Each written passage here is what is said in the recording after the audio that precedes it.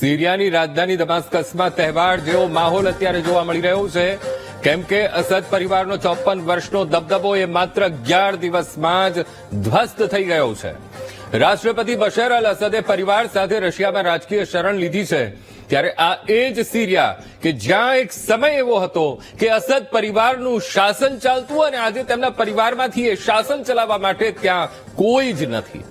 સિરિયામાં Bashar અને તેના પિતાની જે નિશાનીઓ હતી એ પણ લોકોએ એ જગ્યાએથી ભૂંસી નાખી છે. બળવાખોર જૂથ હયાત તહરીર અલ શામ એટલે કે HTSએ રાજધાની પર કબજો જમાવી દીધો છે. અમેરિકા અને તેના સાથી દેશો આ સત્તા પરિવર્તનને આવકારી રહ્યા છે અને હવે આ એ જ HTS છે કે જે અલ કાયદાનો ભાગ માનવામાં આવે છે, જેની સામે અમેરિકા વર્ષોથી લડ્યું. પણ અત્યારે તો મધ્ય પૂર્વ ફરી એકવાર શાંતિ અને અશાંતિના વચ્ચે અટવાયેલું ઊભું છે. સિરિયાનો આ બળવો જેણે વિશ્વની સામે ઘણા વણ ઉકેલ્યા પ્રશ્નો છોડી દીધા છે.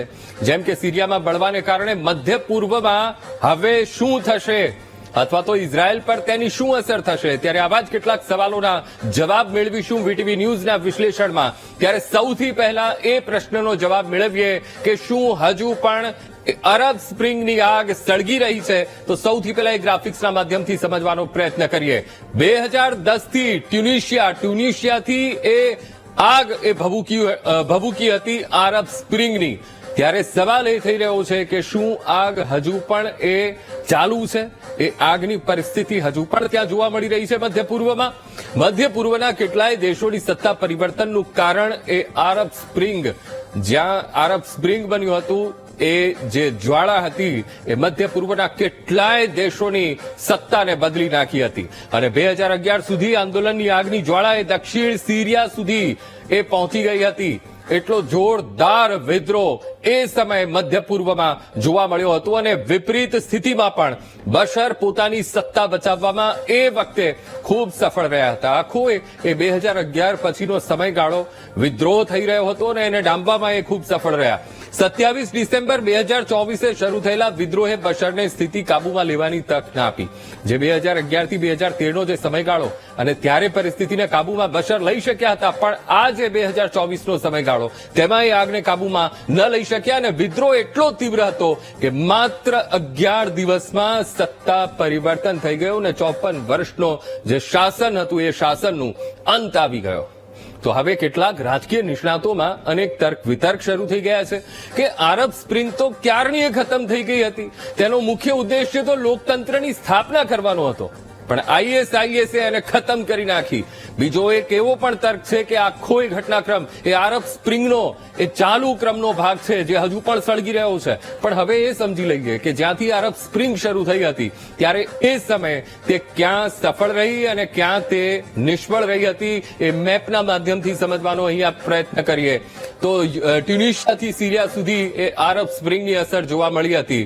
તો ટ્યુનિશિયાથી એ શરૂ થઈ, ત્યારબાદ લિબિયા, ત્યારબાદ ઇજિપ્ત, એ આ જે પ્રદેશો છે, જોર્ડન છે, આ દેશોમાં અરબ સ્પ્રિંગ એ ખૂબ સફળ રહ્યું હતું, જેને લીલા રંગથી અમે દર્શાવવાનો પ્રયત્ન કર્યો છે કે અરબ સ્પ્રિંગ ક્યાં સફળ રહ્યું. જે વિદ્રોહ થયા ટ્યુનિશિયાથી એ વિદ્રોહની શરૂઆત થઈ હતી, એ ત્યારબાદ લિબિયા, ત્યારબાદ ઇજિપ્ત અને જોર્ડન સુધી અને સિરિયા સુધી પહોંચી. પણ સિરિયામાં એ આગને એ બુઝાવી દેવામાં આવી, જે વિદ્રોહ હતો એને દબાવી દેવામાં આવ્યો હતો.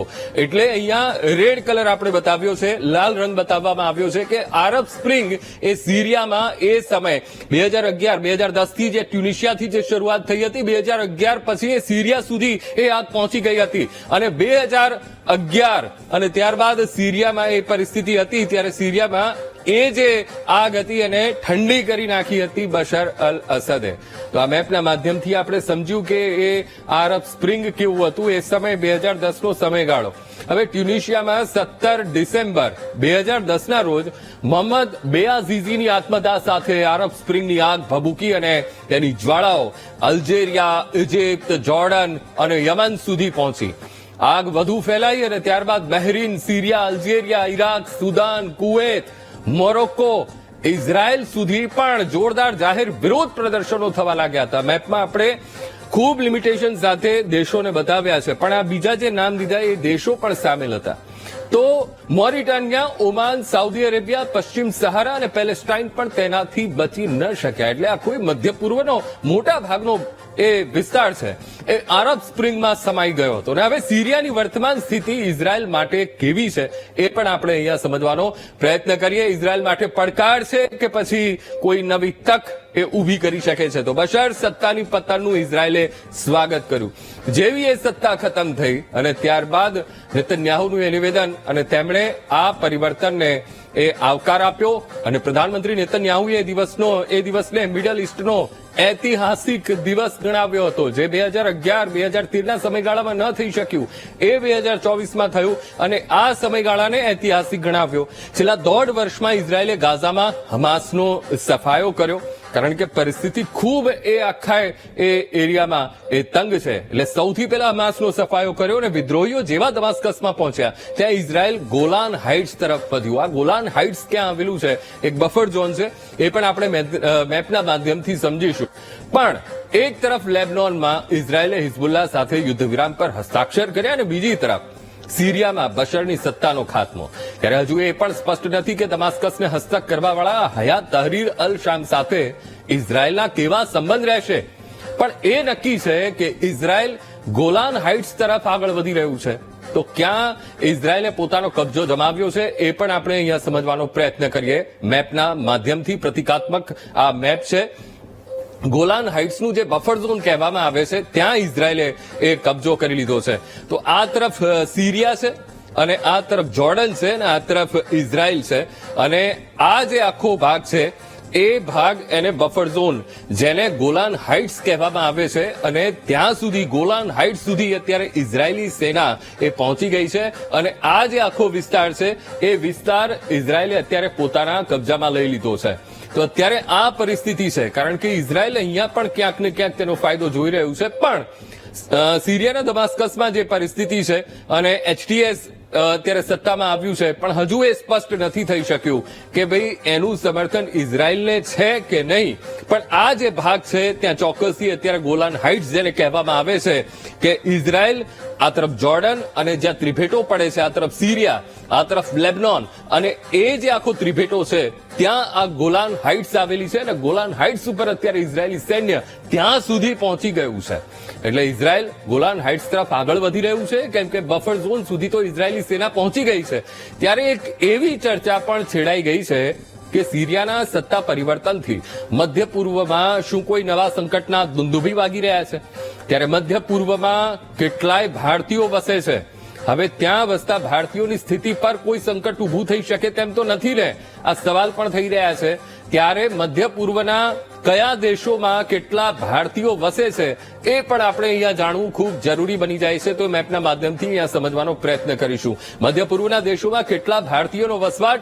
મધ્ય પૂર્વના 6 દેશ છે અને આ 6 દેશમાં 92,58,302 ભારતીયો એ વસવાટ ત્યાં કરી રહ્યા છે. 6 જેટલા દેશો છે. હવે એ દેશોને પણ આપણે જાણી લઈએ કે સાઉદી અરેબિયામાં 26,45,302 જેટલા ભારતીયો વસી રહ્યા છે. કુવૈતમાં સંખ્યા ભારતીયોની કેટલી છે? તો કુવૈતમાં 10,726 ભારતીયો કુવૈતમાં વસવાટ કરી રહ્યા છે. તો આ તરફ કતારની વાત કરીએ, કતારમાં 8,35,000 જેટલા ભારતીયો એ વસવાટ કરી રહ્યા છે. આખો મધ્ય પૂર્વનો આ ભાગ. યુએઈની વાત કરીએ, 35,54,274 ભારતીયો યુએઈમાં વસવાટ કરી રહ્યા છે. અહીંયા જો તમે આંકડાઓ જોશો તો સૌથી વધુ એ યુએઈમાં ભારતીયો વસવાટ કરી રહ્યા છે. આ તરફ નીચે ઓમાનની વાત કરીએ, ઓમાનમાં 6,73,000 જેટલા ભારતીયો વસવાટ કરે છે. અને વાત કરીએ અહીંયા બહરીન, ખૂબ નાનો એવો એ દેશ છે બહેરીન, અને બહેરીનમાં 3,50,000, 3.5 લાખ જેટલા ભારતીયો વસવાટ કરે છે. અને આ સ્ત્રોત છે વિદેશ મંત્રાલય, અને એના આંકડા હું આપને આ ટીવી સ્ક્રીન ઉપર બતાવી રહ્યો છું. એટલે ટોટલ આ 6 જેટલા દેશ અને આખી સંખ્યાઓનો જો સરવાળો કરીએ તો 92,58,302 જેટલા ભારતીયો, આટલા જે આ મેપમાં અમે આપને મધ્ય પૂર્વનો આ મેપ અને 6 દેશો બતાવી રહ્યા છીએ, ત્યાં 92 લાખ જેટલા ભારતીયો વસવાટ કરે છે. હવે તમને એ પણ જણાવી દઈએ કે અબ્રાહમ એકોર્ડ એક કરાર થયેલો છે અને જેના દ્વારા સપ્ટેમ્બર 2020માં યુએઈ છે, બહેરીન છે અને ઇઝરાયલ વચ્ચેના સંબંધો સત્તાવાર રીતે સામાન્ય થયા હતા એ કરાર અંતર્ગત. હવે કરાર હેઠળ યુએઈ અને બહેરીને ઇઝરાયલ સાથે રાજકીય સંબંધો શરૂ કર્યા અને સાઉદી અરેબિયાનું ધ્યાન તો દેશનો વિકાસ કેવી રીતે થાય તેના તરફ છે જ. એટલે નિષ્ણાતો એવો પણ પોતાનો મત પ્રગટ કરી રહ્યા છે કે મિડલ ઇસ્ટમાં ભભૂકેલી આગ જ્યાં ભારતીયો વસવાટ કરે છે દેશો સુધી કદાચ નહીં પહોંચે. હવે સિરિયાના સત્તા પરિવર્તનથી કુર્દો માટે કુર્દિસ્તાનનો રસ્તો કેટલો સરળ થઈ ગયો છે અથવા તો નવા ખતરાની ક્યાંક ઘંટડીઓ વાગવા લાગી છે, તો એ આપણે ગ્રાફિક્સના માધ્યમથી અહીંયા સમજવાનો પ્રયત્ન કરીએ. તો 5 દેશોમાં ફેલાયેલી છે કુર્દ વસ્તી અને કુર્દિસ્તાનનો એ માંગ કરી રહ્યા છે ને એના માટે લડી પણ રહ્યા છે.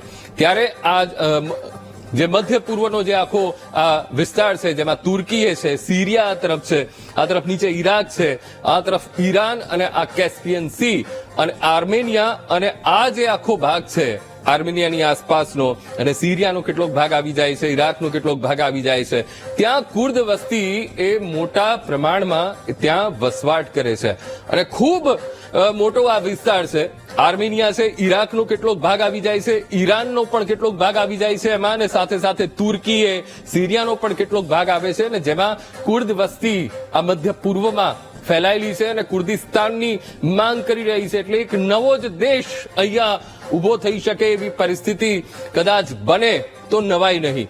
પણ હવે એ તો આખું સમય ઉપર છોડવું પડે. મધ્ય પૂર્વની સ્થિતિનો હાલ તો માત્ર કુર્દ જ નહીં પણ બીજા ઘણા બધા એવા લઘુમતી સમૂહ છે જે સ્થિતિની સમીક્ષા કરી રહ્યા છે. એક રાજકીય નિષ્ણાતનું એવું પણ માનવું છે કે કુર્દિશ ફોર્સ હાલમાં તો ન્યુટ્રલ થઈ જશે, પણ હા એક બેચેની તો કુર્દિશ ફોર્સ અનુભવી રહી છે, પરંતુ તેઓ થોભો અને રાહ જુઓની એટલે કે વેટ એન્ડ વોચની નીતિ અપનાવી રહ્યા છે. પણ સિરિયામાં સત્તા પરિવર્તનને કારણે એક બીજો એક ખતરો જેને ડામી દેવામાં આવ્યો હતો એ ઉભો થશે તેવા પણ સવાલો શરૂ થઈ ગયા છે. તમને કદાચ ખ્યાલ આવી જ ગયો હશે કે હું કોની વાત કરી રહ્યો છું, કયા સંગઠનની વાત કરી રહ્યો છું. એ સંગઠન છે ISIS. ત્યારે એ આપણે અહીંયા ગ્રાફિક્સના માધ્યમથી જાણી લઈએ કે ISIS છે શું. તો સ્થાપના ISIS સંગઠન ઊભું કર્યું, આતંકવાદી સંગઠન, અને એપ્રિલ 2013 જ્યારે ISIS નું એ સ્થાપના કરવામાં આવી હતી. આખી સિરિયામાંથી આ આખી વસ્તુ ઊભી થઈ હતી. હવે આખું નામ તો Islamic State of Iraq and Syria, આ તેનું આખું નામ છે. ISIS નું Islamic State of Iraq and Syria, અને સીધું અન્ય નામ એક છે Islamic State of Iraq and the Levant, તેનું એક બીજું નામ તેનું આપવામાં આવ્યું છે. અને સાથે પ્રભાવિત ક્ષેત્રની જો વાત કરવામાં આવે તો સિરિયાનો પ્રદેશ અને ઇરાકનો કેટલોક પ્રદેશ જ્યાં ISIS ત્યાં કાર્યરત હતું પણ એને ડામી દેવામાં આવ્યું. પણ જ્યારે હવે પરિસ્થિતિ પાછી બગડી રહી છે ત્યારે ક્યાંક ને ક્યાંક ધીરે ધીરે હવે એ પગરવ માંડવાની શરૂઆત કરી દીધી હોય તેવી પણ એક અંદેશો રાખવામાં આવી રહ્યો છે. અને સાથે એ પણ શંકા સેવાઈ રહી છે કે 30,000થી પણ વધુ લોકો ISISમાં હોઈ શકે એવી પણ એક શંકા ઉદ્ભવી રહી છે.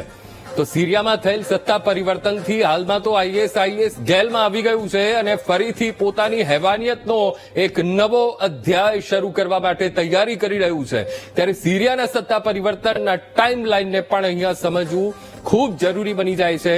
તો એ ટાઈમલાઈનને સમજી લઈએ અને કઈ તારીખ કે સિરિયામાં કઈ ઘટના એ તારીખે બની હતી એ પણ આપણે ગ્રાફિક્સના માધ્યમથી અહીંયા સમજવાનો પ્રયત્ન કરીશું. તો સિરિયા સંઘર્ષની ટાઈમલાઈન શરૂઆત 27 નવેમ્બર અને સેના અને વિદ્રોહીઓ વચ્ચે સંઘર્ષની શરૂઆત થઈ હતી. આ એ દિવસ 27 નવેમ્બર કે જ્યારે સૈન્ય સિરિયાનું અને વિદ્રોહીઓ વચ્ચે સંઘર્ષની શરૂઆત થઈ. ત્યારબાદ 1 તારીખ 1 ડિસેમ્બર જ્યારે સિરિયાના એલેપ્પો પર વિદ્રોહી જૂથ HTS એ કબજો જમાવી લીધો હતો. 1 તારીખે એલેપ્પો ખૂબ મોટું નગર અને એ શહેર ઉપર કબજો જમાવ્યો અને HTS એ હમ્મા શહેર પર પણ કબજો જમાવ્યો હતો. અને એ તારીખ છે 5 ડિસેમ્બર. એટલે સતત એ સંઘર્ષના દિવસો અને ત્યાં બશર એ પીછે હટ કરવી પડી હતી. તારીખ આવે છે 6 ડિસેમ્બર અને 6 ડિસેમ્બરે દારામાં સ્થાનિક વિદ્રોહી જૂથે દારામાં એ સિટી ઉપર કબજો જમાવી દીધો હતો. તારીખ હતી 6 ડિસેમ્બર. અને ત્યારબાદની જો વાત કરવામાં આવે ત્યારબાદ પરિસ્થિતિ બશર માટે ખૂબ મુશ્કેલીવાળી ઊભી થતી રહી. 7 ડિસેમ્બર જ્યારે હોમ્સ પર HTSના વિદ્રોહીઓએ કબજો જમાવી લીધો. એટલે એક તરફ એલેપ્પો પણ હસ્તગત કરી લીધું અને આ તરફ હોમ્સ સિટી એ પણ HTSએ હસ્તગત કરી લીધું. ત્યારબાદ તારીખ છે 8 ડિસેમ્બર દમાસ્કસમાં વિદ્રોહીઓ ઘૂસ્યા અને રાષ્ટ્રપતિ બશર એમણે દેશ છોડીને ભાગવું પડ્યું અને રશિયામાં શરણાગતિ લેવી પડી. તો હવે એ જોઈ લઈએ કે 26 નવેમ્બરે સિરિયામાં સત્તાનો નકશો કેવો હતો, કોનું કયા પ્રદેશો પર પ્રભુત્વ હતું, એ આપણે અહીંયા મેપના માધ્યમથી સમજવાનો પ્રયત્ન કરીએ. તો સૌથી પહેલા સિરિયા પર કોની સત્તા, 26 નવેમ્બરે કેવી સ્થિતિ હતી? તો અસદ સરકાર, જે આખો આ રેડ એરિયા અમે આપને હાઇલાઇટ કરી રહ્યા છીએ, એ અસદ સરકારનું ત્યાં ક્ષેત્ર હતું. એટલે કે સિરિયાનો મોટા ભાગનો દમાસ્કસ સિટી આવી ગયું અને ત્યારબાદના હોમ સિટી આવી ગયું, દારા સિટી આવી ગયું અને એ સિટી ઉપર એ અસદ સરકારનું રાજ એ 26 નવેમ્બરની પરિસ્થિતિ એ ચાલુ હતું. ત્યારબાદ જે પીળો રંગ અમે આપને બતાવ્યો છે એમાં કુર્દિશ સિરિયન ડેમોક્રેટિક ફોર્સ, એટલે જેને એસડીએફ કહેવામાં આવે છે, અલ હસાખા અહીંયા એક ક્ષેત્ર આવેલું છે અને ત્યાં એ આખા ભાગ ઉપર એ કુર્દિશ સિરિયન ડેમોક્રેટિક ફોર્સ એટલે કે એસડીએફ નો ત્યાં કબજો હતો. હવે વાત કરીએ હયાત તહરીર અલ શામ HTS એલેપ્પો. આ એલેપ્પોની આસપાસનો જે ભાગ છે, આ જે મોટો જે ભાગ છે, જે લાઇટ ગ્રીન એટલે કે હળવો જે લીલો રંગ છે, એને અમે બતાવી રહ્યા છીએ અને જેમાં HDS એ ત્યાં એક ક્ષેત્રમાં રાજ કરતું હતું. ત્યારબાદ છે સિરિયન રિબેલ ફોર્સ અલ બાબ અને ખૂબ એ નાનો વિસ્તાર છે. અલબાબ સિટી અહીંયા આવેલું છે અને અલબાબ સિટી આસપાસનો ને આ કેટલોક ભાગ અને ત્યાં પણ એ સિરિયન રિબેલ ફોર્સનો ત્યાં એ આધિપત્ય તેમનું હતું. અને ત્યારબાદ ISIS ખૂબ નાના નાના બિંદુ અહીંયા સિરિયામાં આસપાસ અમે આપને બતાવવાનો પ્રયત્ન કર્યો છે અને પહાડી વિસ્તાર, આખો દુર્ગમ વિસ્તાર જેને કહેવામાં આવે છે ને, ત્યાં ISIS ધીરે ધીરે સક્રિય એ 26 નવેમ્બરે હતું. અને ગોલાન હાઇટ્સ ઇઝરાયલ, જે મેં પહેલા જ બતાવ્યું, ખૂબ નાનો એ પ્રદેશ છે અને આ તરફ ગોલાન હાઇટ્સ પર અત્યારે ઇઝરાયલે કબજો જમાવી લીધો છે. તો આ સત્તાનો નકશો જે 26 નવેમ્બરે આ પ્રમાણે હતો, પણ હવે સત્તાનો નકશો બશર અલ અસદની સત્તા ગયા બાદ કેવો છે, તો એ પણ આપણે અહીંયા મેપના માધ્યમથી સમજી લઈએ. 26 નવેમ્બર અને ત્યારબાદ 8 ડિસેમ્બરની એ તારીખ. તો સિરિયા પર કોની સત્તા? તો મોટા ભાગનો જે આખો દેખાઈ રહ્યું છે તેમાં હયાત તહરીર અલ શામ HDS એલેપ્પોથી દમાસ્કસ, આ તરફ એલેપ્પો છે અને આ તરફ દમાસ્કસ, અને ત્યાં મોટા ભાગના વિસ્તાર પર HTS નો કબજો અને HTS એ ત્યાં સરકાર પણ બનાવી દીધી છે. હવે આ તરફ કુર્દિશ સિરિયન ડેમોક્રેટિક ફોર્સ SDF અલ હસાખાનું આસપાસનું ક્ષેત્ર એમનામ એ બરકરાર છે, યથાવત છે એમની સત્તા. આ તરફ સિરિયન રિબેલ ફોર્સ અલબાબ અને એ આસપાસનો પ્રદેશ, ત્યાં પણ એમની સત્તા છે. ISIS જે પહેલા જ નાના નાના બિંદુઓમાં દેખાઈ રહ્યા હતા એ પણ અત્યારે જોવા મળી રહ્યા છે. અને સાથે ગોલાન હાઇટ્સ ઇઝરાયલ, ત્યાં તો તેણે કબજો જમાવેલો રાખેલો જ છે અને એટલા માટે જ કહેવાય છે કે રસ દાખવી રહ્યું છે. હવે બશર અલ અસદની સત્તાના અંતની સાથે વિદ્રોહી દળોમાં પણ સત્તા ફેલાવવાના પ્રયત્નો શરૂ થઈ ગયા છે કે કેવી રીતે સત્તાનું વિસ્તરણ કરવામાં આવે. ત્યારે આરબ સ્પ્રિંગની આગ જે 2010 થી સળગી હતી, પણ સિરિયામાં બશર અલ અસદે તેને કાબુમાં લીધી હતી. પણ 2024માં બશરના બધા જ દાવ ઊંધા પડ્યા અને સત્તા ગુમાવવી પડી છે. ત્યારે હાલ પૂરતું તો HTS એ સિરિયાના મોટા ભાગના વિસ્તાર પર કબજો જમાવી દીધો છે. ત્યારે આરબ સ્પ્રિંગનો હેતુ એ લોકતંત્રની સ્થાપના કરવાનો હતો, પણ તે હેતુ ISIS જેવા સંગઠનોએ બર્બરતાની સાથે જોડી દીધો અને ધ્વસ્ત કરી નાખ્યો. ત્યારે હવે કેવી સ્થિતિ મધ્ય પૂર્વના આ સિરિયામાં સર્જાય છે તે જોવું રહ્યું.